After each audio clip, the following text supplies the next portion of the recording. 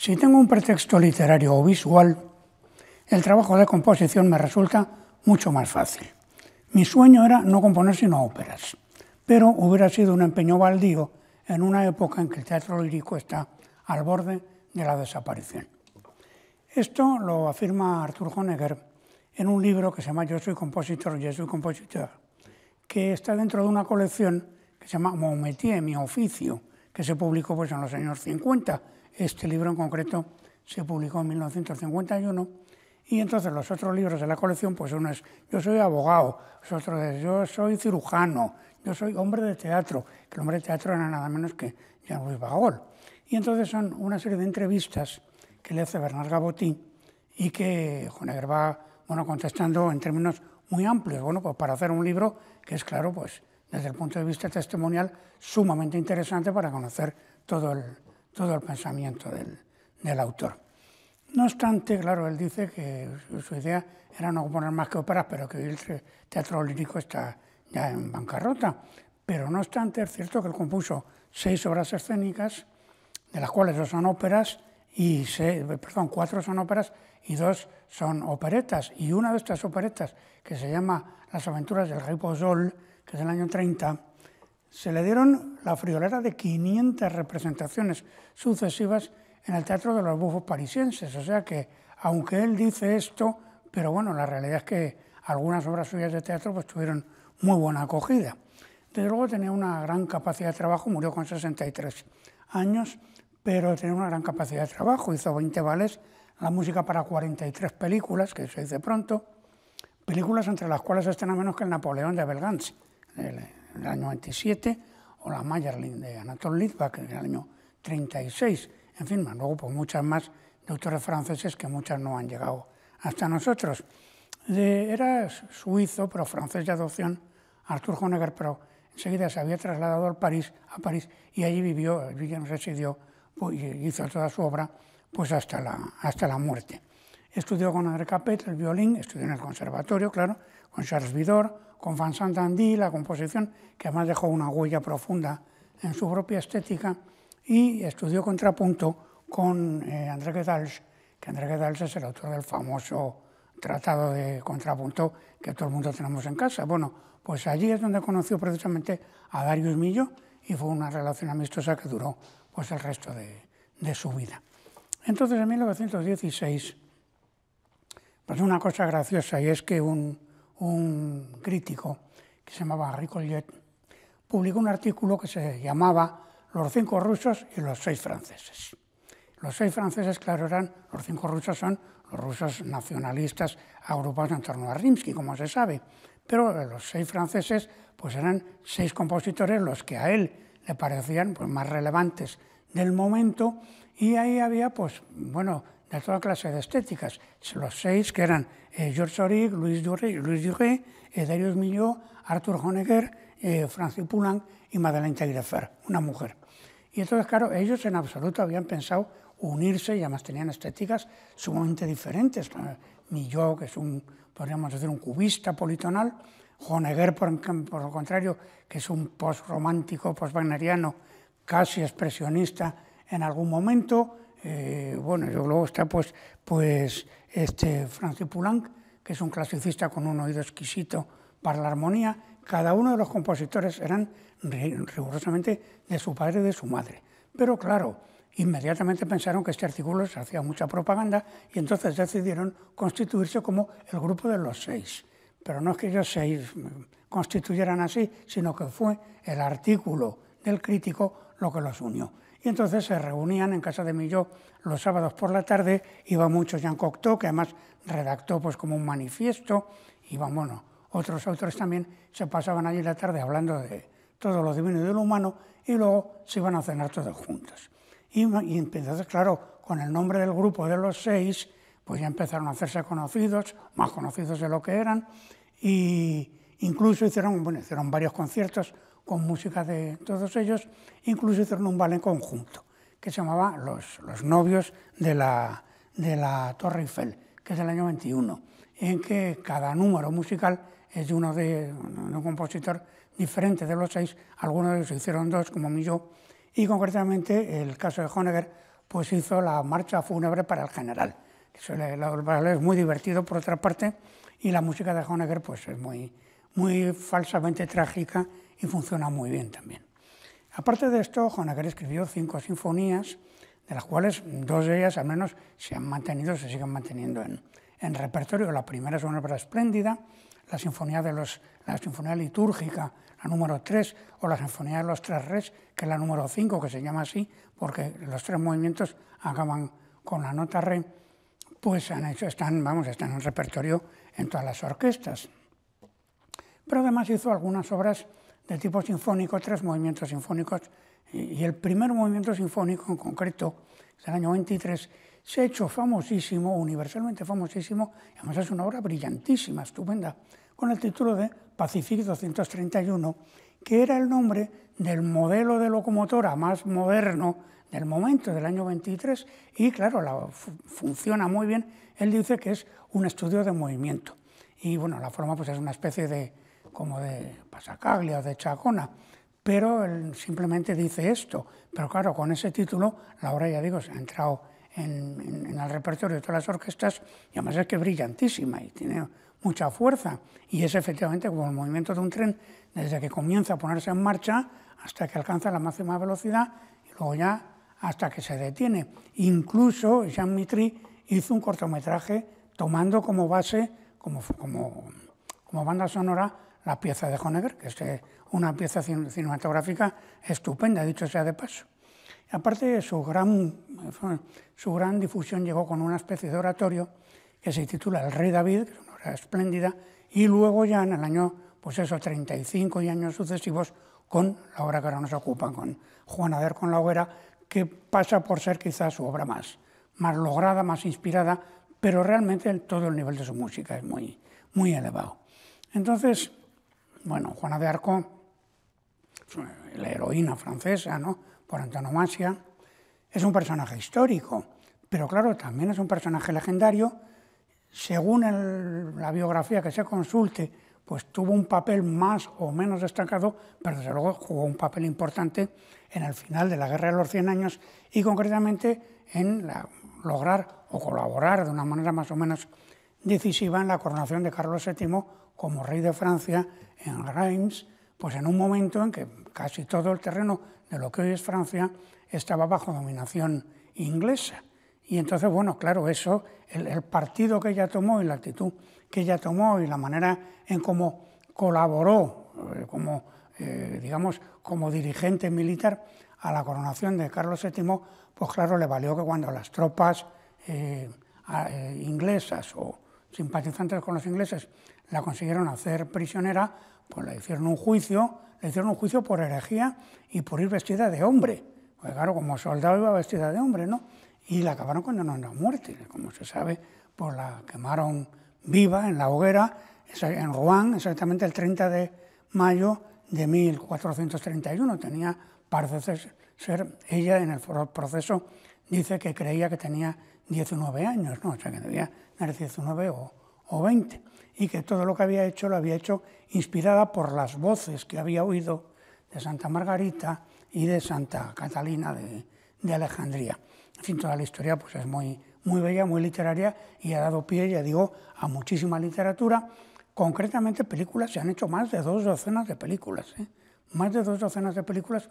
Algunas de ellas son auténticas obras maestras, como es la de Carl Theodor Dreyer, del año 27, que es la 10ª, o El proceso de Juana de Arco, de Robert Bresson, del año 18º, que además el texto es exclusivamente procedente de las actas del proceso que contra ella se organizó, que además fue llevado adelante por el obispo Pierre Cochon, y que acabó con su vida.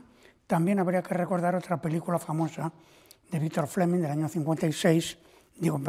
48, que es importante porque la protagonista era nada menos que Ingrid Bergman, y Ingrid Bergman fue precisamente la que estrenó la obra de Honegger en España.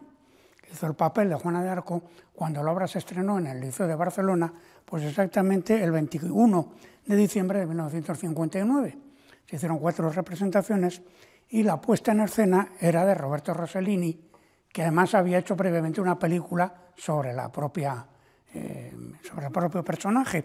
Y en fin, ya por concluir este aspecto, pues habría que recordar a Jacques Rivette, la película del año 94, que son dos películas que la roda en el año 94, que la protagonista es Sandrine Bonner, que claro, ya no tenía edad para encarnar a una chica de 19 años, pero da exactamente igual, está estupenda, y la película las dos películas juntas duran 5 horas y media.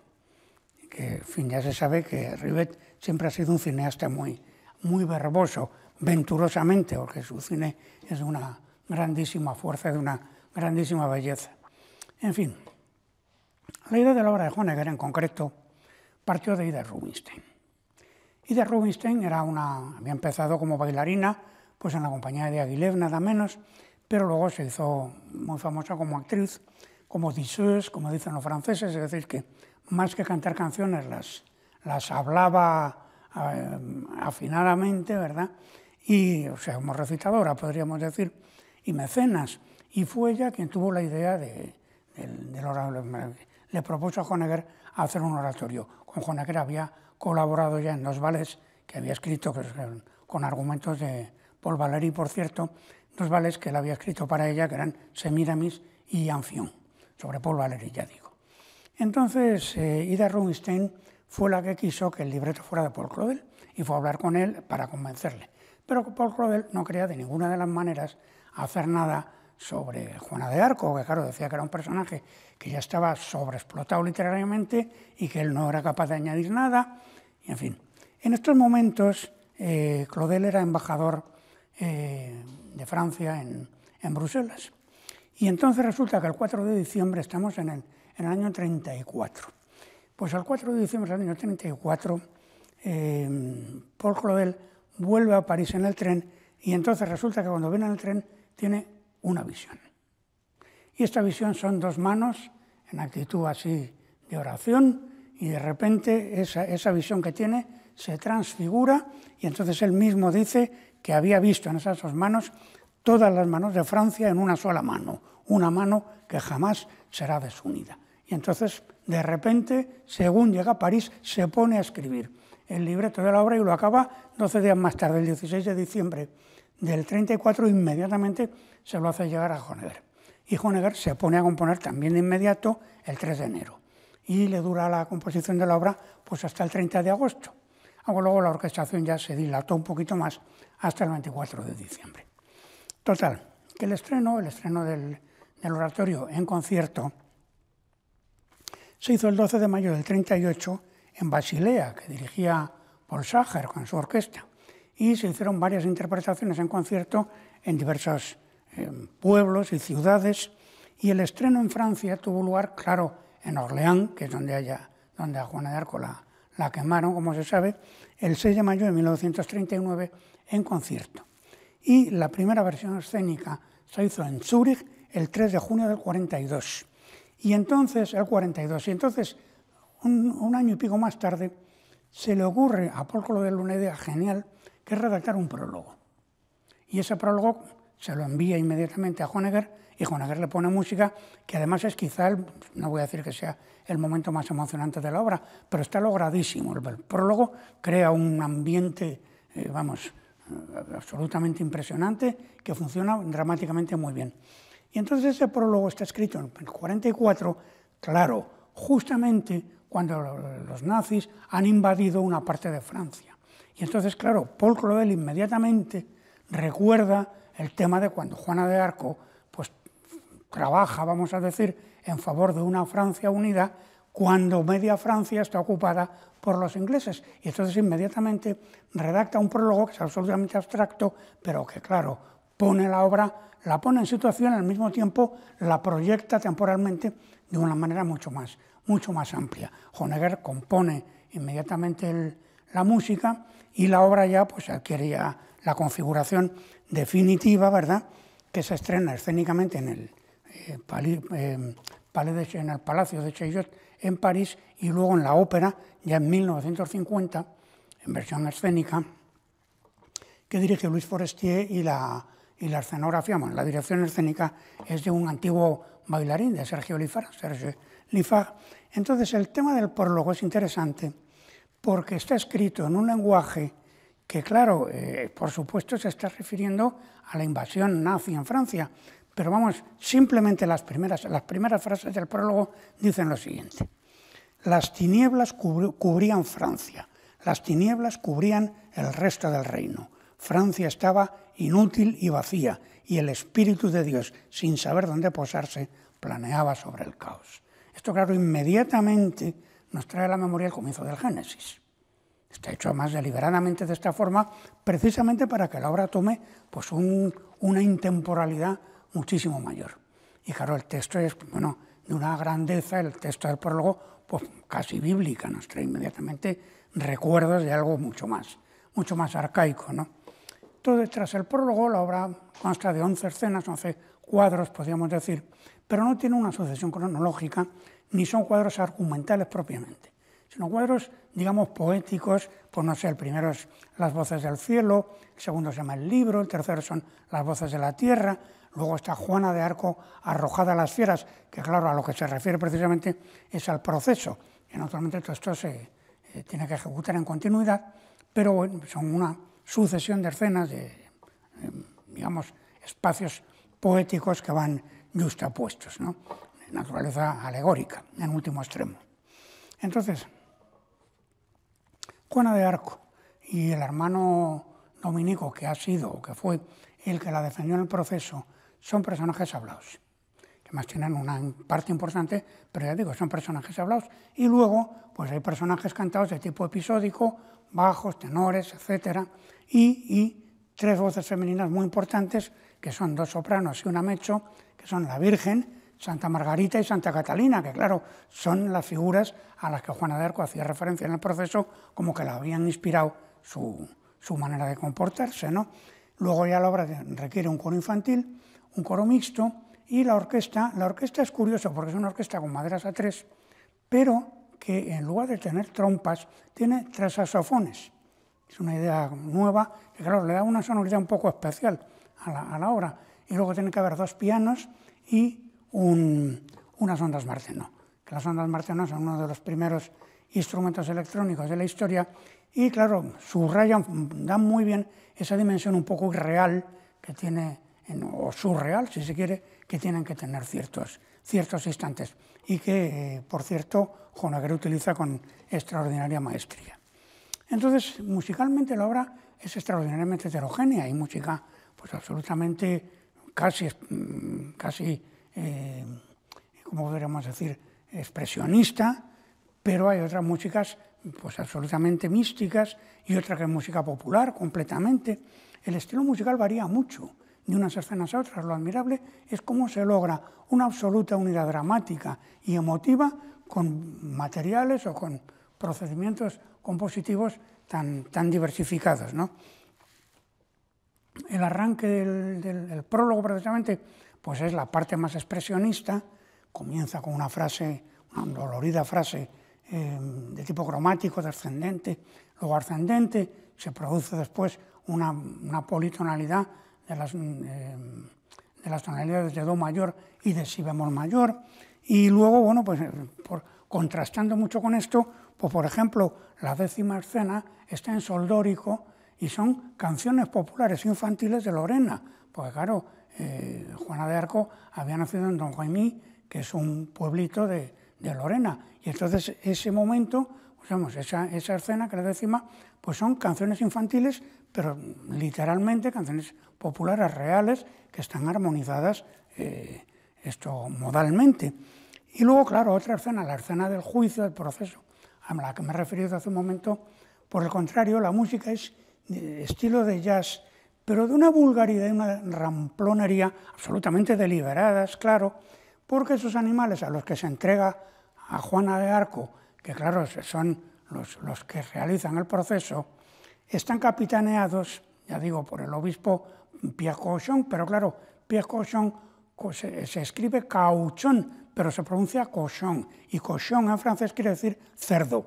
Y entonces, claro, el protagonista de esta escena se llama Porcus, o sea, Porcu, y tiene que ir caracterizado vestido de cerdo precisamente. Entonces hay un doble juego ahí, y precisamente que, claro, la música hace referencia pues a la música más popular del momento, pero tratada en un término de ramplón y vulgar, de acuerdo con los personajes a los que nos referimos.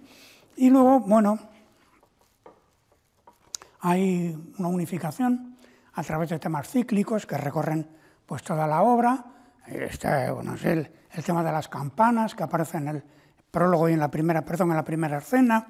Está el tema de la esperanza, que aparece en el prólogo y las escenas 7, 9 y 11.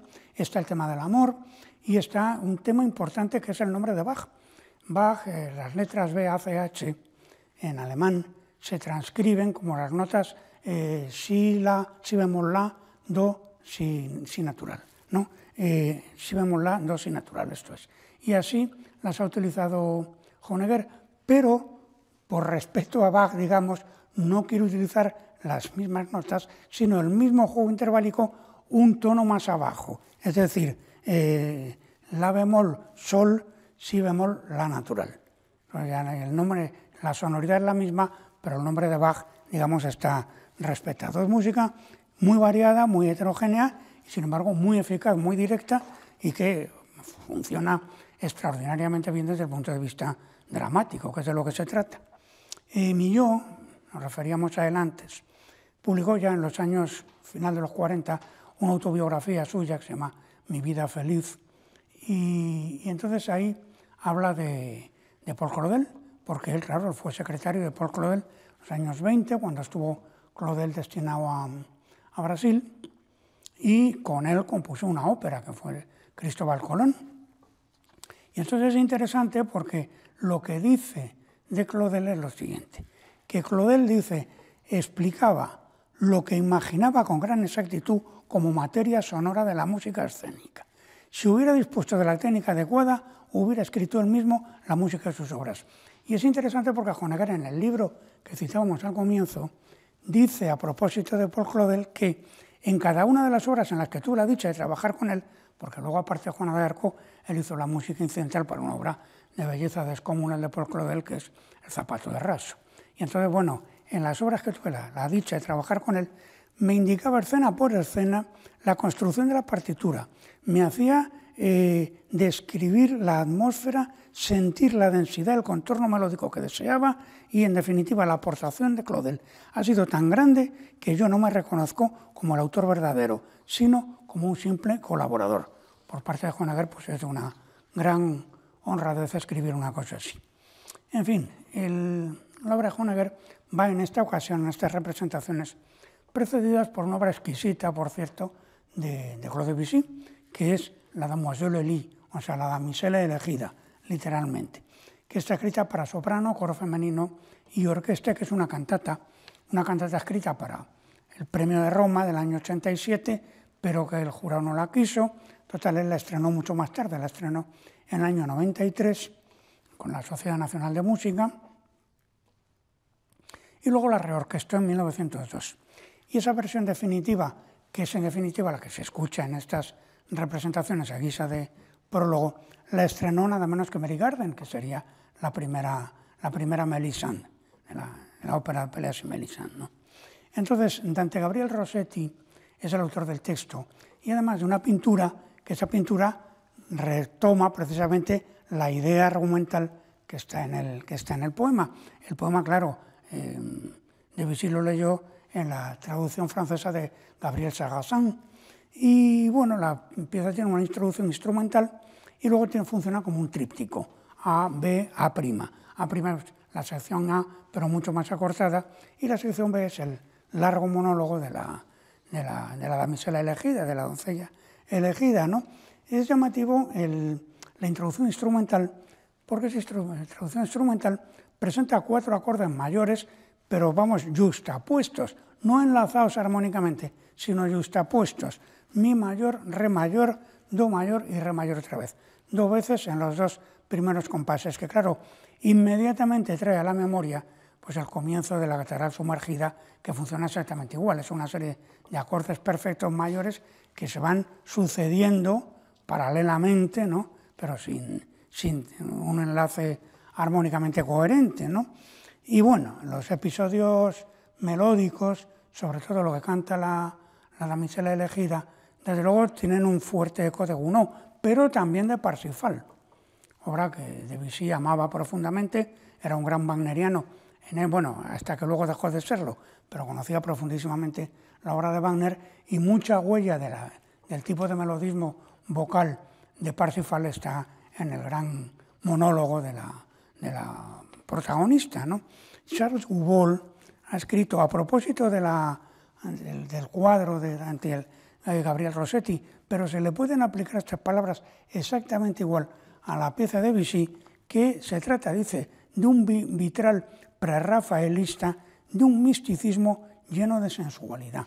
Se le puede, ya digo, aplicar perfectamente a la obra de Debussy estas palabras. Y claro, bueno, pues el argumento es la muchacha, la damisela elegida, que está apoyada, dice, sobre la barandilla dorada del paraíso y está mirando hacia la tierra, que es como está representada en el cuadro de Dante Gabriel Rossetti, y está esperando a su amado que ascienda hacia ella, y el amado tiene contacto con ella interior, pero no asciende, y entonces, bueno, pues esa unión entre ellos no se produce.